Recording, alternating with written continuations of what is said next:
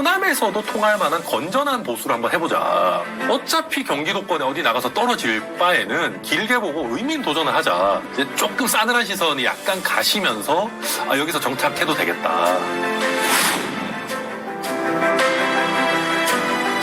답이 아니라 질문을 찾아가는 과정을 들어왔습니다. 제가 보수 성향이 굉장히 강했는데 순천에 가서 이분들도 같이 잘 살려면 도대체 그러면 우리가 어떻게 해야 될까? 국민들이 공감하고 함께 답을 찾아갈 만한 가치가 있다는 질문을 던지는 그런 정치인 정도의 수준에서 저는 지금 있다라고 생각을 하고, 답을 낼 수 있는 논리 체계를 정립을 하게 되면은 그 정도 되면 제가 대권 주자가 되겠죠.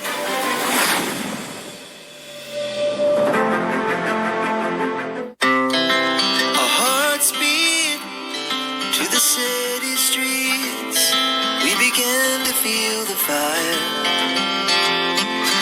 We wanna chase the night, wanna dance to the light, pull stars from the sky, just two hearts running wild.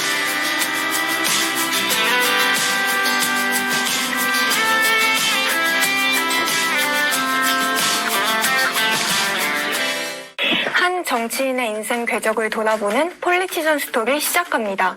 안녕하세요. 저는 오늘 진행을 맡은 뉴스핌 신정인 기자입니다. 오늘 함께 진행을 맡아주실 최연혁 교수님 모셨습니다. 네, 안녕하세요. 오늘은 개혁 소장파의 중심인 개혁신당 천하람 원내대표님 모시고 이야기 한번 나눠보겠습니다.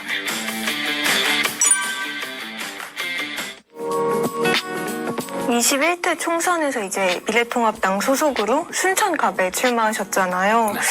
당시에는 좀 순천에 연고도 없는 데다 거기 좀 보수 불모지인 곳인데 좀 어떻게 출마하시게 됐는지. 그러니까 당에서도 네가 연고가 있는 출마 가능한 지역을 좀 쭉 써봐라 그랬는데, 제가 쓴 데 중에 공천을 줄 만한 데가 없는 거예요. 제가 태어난 게 뭐 대구 중구, 그 다음에 부산 영도구, 부산 영도구에서 꽤 살았거든요. 그 다음에 그 직전에 살았던 데가 송파인가 그랬어요. 서울 송파. 그 다음에 인천 연수, 이런 식이니까 이제 쭉 보더니, 야, 이 중에 너한테 공천 줄 만한 데 하나도 없는데, 그나마 인천 연수가 좀 덜 눈치 보이니까, 일단 요거를 대구 중남구 쓰면 이건 완전 약간 얘 또라이인가 이렇게 생각할 거니까 덜 우세 지역인 인천 연수 써놓고 구체적인 건 당과 협의하자 이렇게 된 거예요.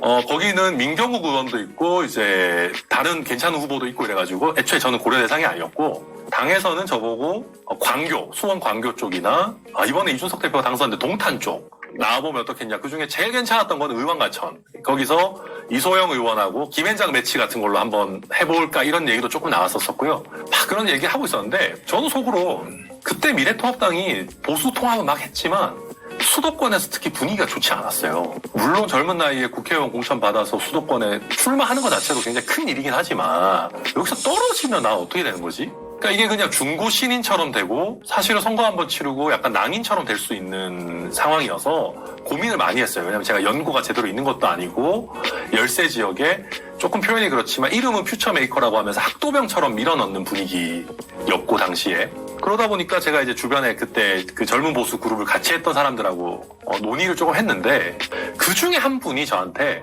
그때 저희가 처음에 만들 때 그런 얘기를 했어요. 내가 보수의 블루오션은 호남이라고 생각한다.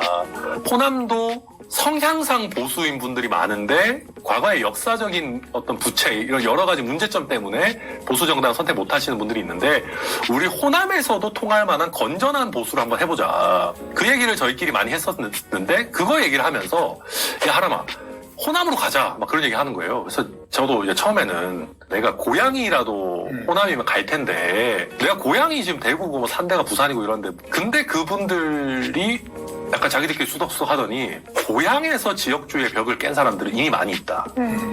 김부겸도 있고 이정현도 있고 홍일학도 있고 노무현 대통령도 있고 정운천도 있고 많이 있는데 고향이 아닌 데서 지역주의 벽에 도전한 사람은 지금까지 자기가 알기로는 잘 없는 것 같다. 근데 네가 정치를 한 번 하고 말 건 모르겠지만 길게 먹고 본다면은 이거는 떨어지더라도 의미 있는 도전이 될 거다. 제가 생각해보면 생각해볼수록 어차피 경기도권에 어디 나가서 떨어질 바에는 길게 보고 의미 있는 도전을 하자. 당에다가 가서 나 호남 가겠다. 그때 처음에는 광주에 출마하겠다고 했었고 당에서는 이정현 의원하고 상의하고 와라. 그래가지고 상의를 해본 결과 광주보다는 순천이 좋을 것 같다. 이정현 의원님이 강하게 설득을 하셔서 결과적으로 순천에 출마하게 됐습니다. 그러면 분위기는 싸했었겠는데요? 어땠습니까? 정말 안 좋았습니다. 네. 그때 광주 말고 순천을 가자고 하셨던 이정현 의원님의 대표적인 이유가 그때 황교안 체제에서 대구가 고향인 젊은 친구가 광주에 출마한다 그러면 광주도 순천이다 안 뽑아주는 건 매한가지겠지만 불쾌해하실 거다. 그러니까 그렇죠. 언짢아하실 거. 이거는 이제 본인들을 도발하는 거라고. 네. 그래서 정치인에게 있어서 출마라는 건 굉장히 소중한 건데 유권자를 불쾌하게까지 해서는 안 된다. 그래서 제가 뭐 순천이라고 뭐 다릅니까? 그랬더니 순천은 그래도 이정현 대표님이 본인이 재선이나 한 지역이고 똑같이 이상한 사람 취급은 하겠지만 그렇게 불쾌까지는 안 할 거다. 그냥 이정현이 누구 젊은 사람 하나 보냈나 정도로 그냥 최소한의 이해는 하실 거다. 그랬는데 막상 맞닥뜨려 보니까 유권자들이 뭐 그렇게까지 이해합니까? 당연히 정신 나갔나? 라는 반응이셨고 당연히 뭐 거의 뭐 투명 인간 취급은 물론이고 뭐 온갖 괄시 당연히 다 받고 근데 입장 바꿔서 제가 유권자였어도 그랬을 것 같아요. 갑자기 이 동네 출신도 아닌 친구가 와가지고 뭐 이 동네에서 인기 없는 정당 뽑아달라고 하고 있으니까 근데 다행이었던 거는 기점이 그래도 나름대로 TV 토론이었습니다. TV 토론을 한번 하고 나서부터는 아, 저 친구가 당연히 이번에 당선은 안 되겠지만 좀 독특한 시도는 한 친구지만 완전히 깊이가 없거나 완전 이상한 친구는 아닌 것 같다 라고 해주셨고 그러면서 저도 득표는 얼마 안 되지만 이제 조금 싸늘한 시선이 약간 가시면서 아, 여기서 정착해도 되겠다 그런 생각을 그때 하게 됐죠. 그때 몇 퍼센트를 받으셨나요? 제가 3.02%를 네. 받았는데요. 이게 되게 적다면 적은 표지만 그때 당시에 지역에서 평생 활동해 오셨던 정의당 후보 그다음에 민생당 후보를 합친 것보다 제가 많이 받았었어요. 네. 그래서 지역에서는 사실은 제 입으로 이런 3% 갖고 할 얘기는 아닌데 얘 생각보다 되게 꽤 선망했네? 이런 얘기들을 순천에서는 하셨었어요. 근데 뭐 그랬습니다. 지난해에는 국민의힘 당대표 선거에도 출마를 하셨잖아요. 당시 어떤 포부로 좀 출마하셨었는지. 제가 그때 당대표 선거 뛰어들기 한두 달 전에 몇몇 정치 선배들한테 그런 얘기 했어요. 나경원 의원이나 유승민 전 의원이 안 나오면 둘 다 안 나오면 내가 한번 해보고 싶다. 내가 최고위원을 해서 친윤계 당대표 밑에서 최고위원 할 자신은 없고 혹시 둘 다 안 나와서 약간 소심파 포지션이 좀 비면 나도 한번 나가서 어쨌든 경험도 쌓고 이름도 알리고 플러스로 어쨌든 더 큰 생각을 하게 되니까 한번 도전해보고 싶다라고 했는데 실제로 그 생각을 하고 유승민 대표님이 안 한다고 했을 때 저랑 이준석 의원이 거의 동시에 저도 나간다고 얘기를 했고 이준석 의원도 저한테 전화 와서 야, 너 이번에 출마하면 용되는 거 알지? 나가자. 그래서 저도 웃으면서 내가 안 그래도 나가려고 다른 사람들하고 지금 상의하고 있었다. 이렇게 해서 의기투합이 됐고 이준석 의원의 관점에서는 본인이 축출당한 이후에 당내에 어쨌든 이준석계라고 할 만한 표현이 그렇지만 이준석 대표를 지지하는 지지층이 얼마나 되는지 본인도 한번 실증적으로 보고 싶었고 저도 그 와중에 어쨌든 제 정치적 체급도 올리고 나도 그러면 이 보수 정치의 미래에 대해서 담론을 이야기할 수 있는 전국 선거를 치러볼 수 있는 기회를 잡고 싶은 게 있었고 하니까 그게 딱 맞아 떨어졌던 거죠. 근데 이제 조금 아쉬웠던 거는 제가 정치적 체급이 사실 지금도 높지 않지만 그때는 더 낮았기 때문에 제가 아니라 이준석 본인이나 유승민 의원이 나갔더라면은 조금 더 그 포션이 더 많이 움직였을 것 같아요.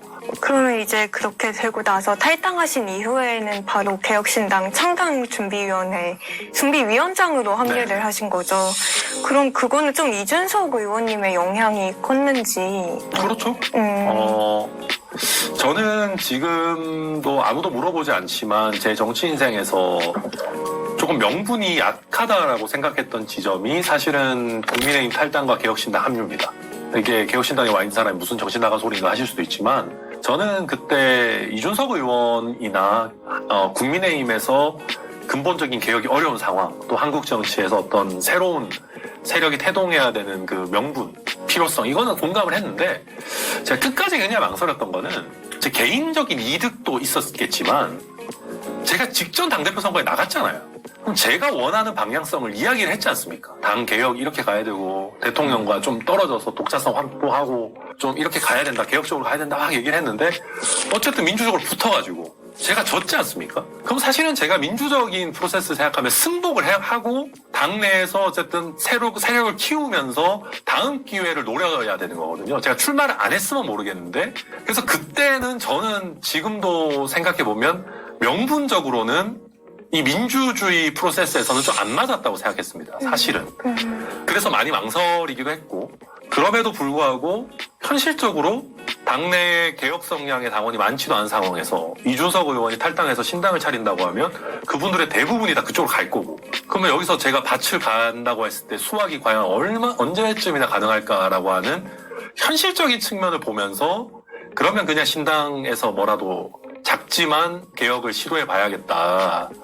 라고 현실적인 선택을 한 겁니다. 사실은 그때. 대표님께서 당에 굉장히 애정이 많으신 것 같은데 좀 지금까지 만들고 지켜봐 오신 개혁신당을 좀 한마디로 표현하면 어떤 당일지. 저는 과하게 미화하고 싶지는 않습니다. 솔직히. 지금까지 우리가 해온 거는 이준석 당이라고 해도 과언이 아닌 건 맞습니다. 네. 제가 그럼에도 불구하고 개혁신당에 애착을 갖고 있는 거는 이준석이라고 하는 리더가 타당의 리더들에 비해서는 상대적으로 무슨 사법 리스크를 가지고 있거나 아주 이상하거나 말도 안 되는 터무니없는 짓을 하거나 이런 사람이 아닙니다. 나름대로 본인의 어떤 서사나 합리성을 지키려고 노력하는 리더이기 때문에 지금까지는 그래도 기존의 다른 정당에 비해서는 잘해오고 있다고 생각하고 근데 문제는 여기서 저희 개혁신당이 어떻게 하면 조금 더 다양한 생각들 그리고 또 조금 더 다변화된 지지층 구조 같은 것들을 만들 수 있을 것인가. 그리고 그것이 이준석이 주장하는 아젠다와 아이디어들을 지지하는 거는 좋죠. 그것이 스펙트럼이 넓어져서 다양한 사람들이 들어오면 좋은데 이준석 개인을 좋아서 모인 팬클럽처럼 되면 사실은 이거는 좀 곤란한 겁니다. 이게 비슷한 것 같지만 사실 다르거든요. 그래서 스펙트럼을 그렇다고 마구잡이 넓히자는 것은 아니지만 좀 지지층을 넓히는 과정을 이번 대선이 이루어진다면은 해야 되고 저도 어떤 의미에서 좀 더 적극적인 역할들을 해야 되지 않을까 그런 생각을 요새는 많이 하고요. 물론 어쨌든 좀 장기적으로는 당의 사이즈도 조금 키우면서도 정체성은 잃지 않으면서 조금 더 뭐랄까요? 조금 더 벌크업이라고 해야 될까요? 조금 더 뭔가 다양성을 당내에서 만드는 그런 작업들을 해나가야 될 것 같습니다. 대표님 정치 이제 하시면서 우여곡절도 많이 겪으셨는데 그래도 좀 정치하길 참 잘했다라고 생각하시는 좀 그런 뿌듯한 때가 있으신지 아니면 혹은 좀 반대로 정치를 좀 후회했던 때가 있으신지. 뿌듯할 때는 사실 너무 많이 있는데요. 그냥 감성적인 측면에서는 저는 처음에 정치를 좀 굉장히 어렵게 시작했기 때문에 그 누구 하나라도 뭐 음료수라도 하나 이렇게 주실 때들이 있거든요. 뭐 예를 들면은 제가 그때 순천에서 선거운동할 때도 막 옆에서 차가 막 빵빵빵 하는 거예요. 그래서 또 오늘은 또 무슨 얘기를 하려고 그러니까 유세차가 가는데 옆에 있는 차가 막 빵빵 하길래 아유 왜 그러십니까 그랬더니 창문을 내리고 그래도 당신 TV 토론에서 봤는데 사람 괜찮아 보이는데 너무 고생하더라 하면서 음료수 하나 주실 때 그때 막 눈물 나죠 사람이. 그러니까 그런 거는 이제 개인의 감상적인 거고 최근에 뿌듯했던 거는 작지만 의미 있는 정책적 변화들을 일으킬 때 되게 좋습니다. 제가 이제 조세 소위라고 이제 말 그대로 세법을 이제 이렇게 다루는 소위에 들어가가지고 그런 게 있었어요. 저희 보좌진들이 잘 잡아낸 건데 저희가 이제 청년들이 그 기업이랑 청년이랑 같이 이제 매칭해서 돈을 그 넣으면은 그걸 국가에서 많이 이제 세제 혜택도 주고 뭐 덧붙여서 주는 그런 제도들이 몇 가지 장치들이 있는데 그게 보통 5년을 채워야 되는 것도 있고 약간 기간 제한들이 있어요. 근데 5년을 못 채우면은 세제 혜택도 확 떨어지고 이자도 확 떨어지는데 그게 그 제도에 루프홀이 있어가지고 근로자가 자기 귀책으로 예를 들면 나 회사 그 전에 그만둘래 해서 나갈 때야 당연히 그거 안 줘도 되는데 기업이 그 사이에 망할 때들이 있잖아요. 아니면 기업에서 해고를 하는 경우도 있고 그때도 혜택을 확 줄여버리더라고요. 그래서 이거는 말이 안 된다. 왜냐하면 이거는 뭐 근로자 귀책도 아니고 5년을 못 채운 게 이 사람 잘못이 아닌데 기업 측 귀책일 때는 이거 다 주자. 라고 이번에 제가 소위에서 얘기를 열심히 했고 여당 야당 간사들도 그거는 천하람 의원 얘기가 맞는 것 같다. 이거 왜 지금까지 안 줬냐 해가지고 기재부에서는 뭐 약간 이랬는데도 저희가 밀어붙여서 소위에서는 그걸 관철을 시켰어요. 그런 거 할 때 이런 거는 진짜 규정 하나 살짝 바꿔가지고 단 사용자 측 귀책 사유인 경우에는 예외로 한다. 야, 이게 제가 처음에 이제 정치인 하려고 할 때 법을 쓰는 사람이 되고 싶다라고 했을 때 그거를 제가 그래도 실현을 하는 거니까 그런 거는 굉장히 뿌듯하죠. 그거는 이제 국회의원 모두가 자기가 어떤 법률에 있어서의 변화를 일으킬 때 뿌듯한 거는 뭐 다 마찬가지. 그거보다 조금 더 큰 스케일에서 이제 국민들의 삶을 바꾸는 경험들을 좀 해나가야 되는 거죠. 지역구의 당협위원장으로서 네. 시청하실 그 유권자들을 위해서 예. 한 말씀 해주시죠. 그러니까 우선 제가 서론으로 말씀드리면은 제가 처음 순천을 간 거는 미국식 표현으로 하면 정치적 스턴트인 게 맞습니다. 제가 어쨌든 험난한 선거운동 과정을 겪으면서 그래도 이 친구가 정말 이상한 사람 아니구나. 그리고 조금 나아가서 순천 시민들 중에 그런 생각을 해주셨어요. 야, 이게 천하람이가 또라이인 거면은 또라이인 건데 만약에 이 친구가 또라이가 아닌데 이런 도전을 하는 거면 대단한 거 아니냐. 그러니까 얘는 둘 중에 하나다. 완전 또라이거나 완전 대단한 놈이거나 라고 이제 좀 생각을 해주셨어요. 순천 지역 현안은 다 마찬가지지만 결국 지역의 도시들이 갖고 있는 건 딱 대부분 비슷합니다. 일자리, 그 다음에 병원, 학교. 일자리가 저희가 순천 같은 경우는 여수와 광양에 일자리를 공급하는 베드타운 비슷한 느낌이긴 한데 요즘은 여수 산단도 그 석유화학 공업이 워낙 안 좋고 광양의 철강도 요즘 중국에서 워낙 그 과잉 생산을 해가지고 덤핑을 하고 있어서 양쪽 다 요즘 굉장히 어렵습니다. 그래서 그런 상황에서 순천에서는 컨텐츠 사업이나 하나 에어로스페이스가 들어와가지고 이제 우주항공 이런 쪽을 사천 창원이랑 같이 해서 좀 해보려고 하는데 그런 것들 저희 적극적으로 좀 지원을 하려고 하고 근데 사실 근본적으로는 여수 광양의 산업 경쟁력이 사실 올라와야 됩니다. 그 다음에 의료 병원 면에서는 이거를 보시는 전국의 시청자들도 한번 생각해 주셨으면 좋겠는 게 전라남도에 의과대학이 아직까지 한 개도 없습니다. 그러니까 이렇게 말씀드리면 야 무슨 소리야 전남대 있잖아 하시는데 전남대는 아쉽게도 광주에 있고 저희가 전라남도 전체에 의과대학이 하나도 없는데 이게 세종을 제외한 아마 그 광역단체 중에는 유일할 겁니다. 네. 그래서 저희가 순천에 의과대학을 만들어서 괜찮은 대학병원을 좀 만들고 싶다라는 염원을 좀 가지고 있고요. 근데 그게 이번에 의료대란 터지고 뭐하고 하면 사실 굉장히 어렵게 지금 가고 있습니다. 그래서 이거는 뭐 참 쉽지 않지만 어쨌든 풀어내보려고 열심히 노력은 하고 있고 그 다음에 마지막으로 학교인데요. 순천이 옛날에는 순천고등학교를 비롯해가지고 완전 거의 최고의 교육 중심지 같은 거였습니다. 근데 그게 이제 평준화되고 막 이렇게 되면서 예전 같지 않고 인구가 전반적으로 좀 빠지다 보니까 학교 자체가 작아지고 있어요. 그래서 저는 이런 부분들을 좀 학교 통폐합을 하면서 차라리 중고등학교의 기숙학교를 좀 늘려서 학부모들의 사교육 부담도 좀 덜고 특히 순천의 직장 때문에 이사 오는 사람들이 굉장히 양질의 기숙학교에 우리 아이들을 보낼 수 있다라고 하면은 이사 오는 게 훨씬 덜 겁납니다. 이렇게 저희가 직장, 의료, 교육에 원래 셋 다 순천이 나쁘지 않았는데 지금도 아주 나쁘진 않지만은 약간 쇠락해가고 있는 거를 좀 반전을 시켜야 되지 않겠나. 그런 것들을 지금 굉장히 고민을 많이 하고 또 노력도 하고 보고 있습니다. 정치인으로서의 시각이랄지 또 비전이랄지를 한번 여쭤보고 싶습니다. 나에게 정치란 지금 현재 뭐라고 보십니까? 나에게 정치란? 답이 아니라 질문을 찾아가는 과정인 것 같습니다.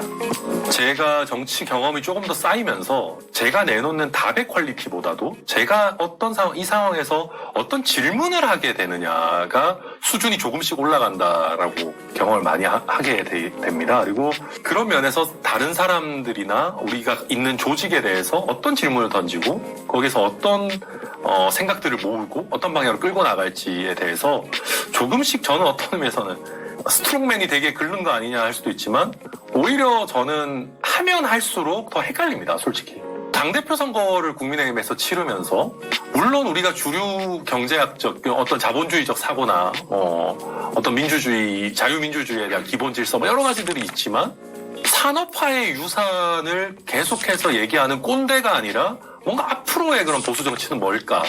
라는 질문을 던지게 되고 요즘에 개혁신당을 와가지고는 우리가 개혁 얘기하는데 우리가 말하는 개혁이라는 건 근본적으로 과연 뭘까라는 질문의 수준들이 어떻게 보면 조금씩 관점도 바뀌고 이렇게 하면서 국민들이 공감하고 함께 답을 찾아갈 만한 가치가 있다는 질문을 던지는 그런 정치인 정도의 수준에서 저는 지금 있다라고 생각을 하고, 여기서 조금 더 나아가가지고 납득할 만한 가치 체계와 어떤 답을 낼 수 있는 논리 체계를 제가 정립을 하게 되면은 그 정도 되면 제가 대권 주자가 되겠죠.